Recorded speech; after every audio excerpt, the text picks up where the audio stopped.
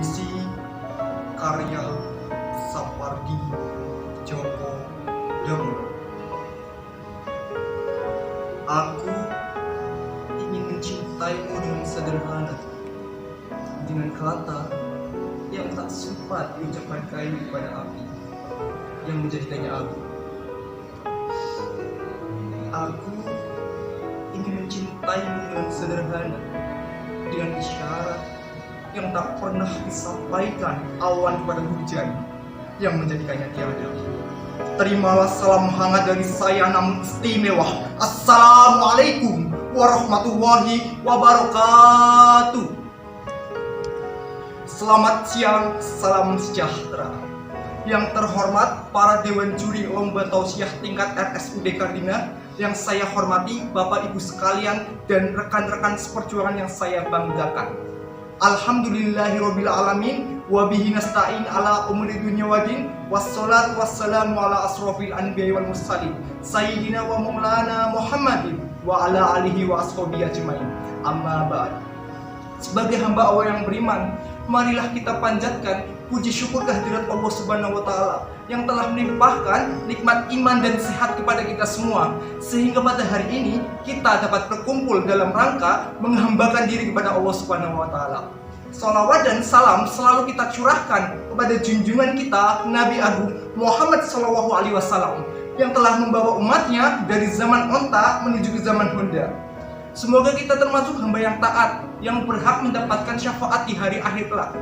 Ada pepatah mengatakan, tak kenal maka tak sayang. Perkenalkan, nama saya Bima Agung Prayoga, perwakilan dari RM dan PDE akan menyampaikan tausiah dengan judul Meneladani Akhlak Rasulullah sebagai Solusi Sepanjang Zaman. Hadirin yang dirahmati Allah, tanggal 29 Oktober tahun 2020, kita baru saja merayakan Hari Maulid Nabi Muhammad SAW. Di sudut-sudut daerah di seluruh dunia telah memperingati hari kelahiran Nabi dengan berbagai kegiatan positif yang esensinya mengingatkan kita pada beliau, Nabi yang membawa perubahan peradaban manusia menjadi lebih baik lagi. Ada nikmat penting di dunia yang kadang sering kita lupakan, yaitu nikmat diturunkannya Nabi Muhammad SAW, Nabi akhir zaman, sebagai uswah hasanah, sebagai suri tauladan, Nabi yang membawa umatnya dari zaman jahiliyah menuju ke zaman peradaban. Dapat kita bayangkan bagaimana jadinya kalau tidak ada beliau. Kemungkaran merajalela, penindasan, kemunafikan, perbudakan menjamur di seluruh Indonesia. Hadirin yang dirahmati Allah, tahun 2020 ini Maulid Nabi jatuh pada bulan Oktober, tepatnya bulan mulia bagi masyarakat Indonesia. Sebabnya dua. Pertama, bulan ini mengingatkan kita pada para kiai, santri dengan semangat juang yang tinggi bersatu melawan penjajah dari bumi Indonesia. Kedua, pada saat itu, bulan Oktober, pemuda-pemudi di seluruh Nusantara berkumpul jadi satu untuk mendeklarasikan Sumpah Pemuda sebagai bentuk persatuan anak bangsa. Datangnya bulan Rabiul Awal sendiri selalu diperingati umat Islam Indonesia dengan aktivitas khasnya, yaitu mengadakan kajian dari gang ke gang kampung, mengadakan tabligh akbar di masjid, juga beberapa wilayah yang membuat makanan ciri khas Maulid Nabi untuk dimakan bersama-sama. Semarak itu selalu terjadi dari dulu hingga sekarang. Hadirin yang dirahmati Allah, mempelajari kehidupan Nabi tidak akan pernah ada habisnya. Selalu ada pelajaran, hikmah, keteladanan yang dihadirkan. Mulai dari bangun tidur hingga mau tidur lagi, mulai dari pagi, siang, sore, malam, selalu ada contoh yang dihadirkan. Perilaku keseharian, moral, spiritual, sosial selalu menjadi pedoman bagi kehidupan sehari-hari.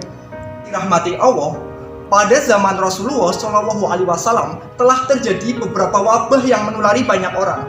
Memang wabah itu tidak mematikan, namun turut menulari dengan cepat, dan beberapa orang yang terkena dampaknya. Berdasarkan catatan sejarah yang terjadi pada masa itu, wabah yang sering terjadi adalah kusta dan lepra. Tindak pencegahan Rasulullah memerintahkan kepada umatnya agar tidak berdekatan maupun memasuki wilayah yang terkena wabah. Dalam hadis Nabi diungkapkan, hadis itu berbunyi, jika kamu mendengar wabah di suatu wilayah, maka janganlah kamu memasukinya.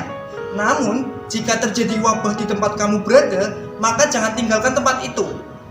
Sepanjang sejarah sebelum lahirnya pengobatan modern, wabah selalu ada dan datang silih berganti.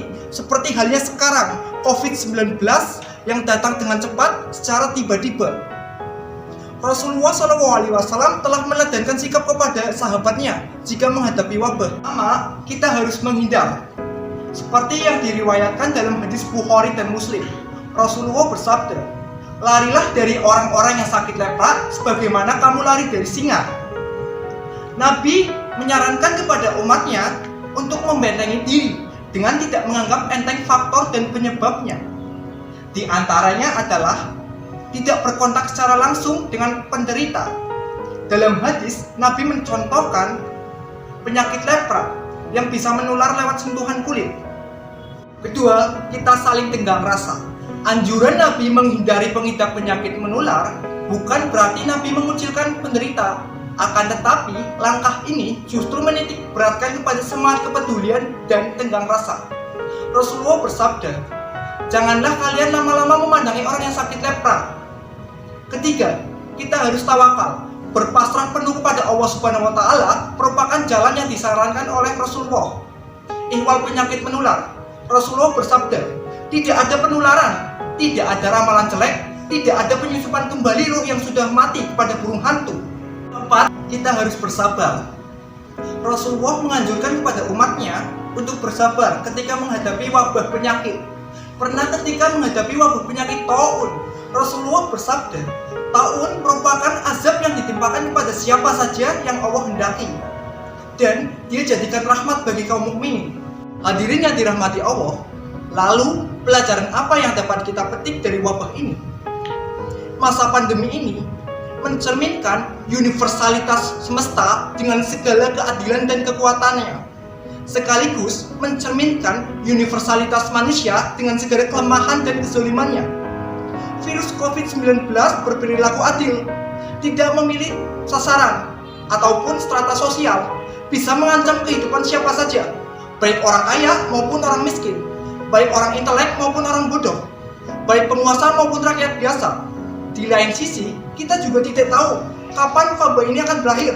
Yang kita bisa lakukan adalah berikhtiar semampu kita melewati masa pandemi ini. Hadirin yang dirahmati Allah, demikian tausiah yang dapat saya sampaikan. Kurang lebihnya saya mohon maaf. Billahi taufik wal hidayah. Wassalamualaikum warahmatullahi wabarakatuh.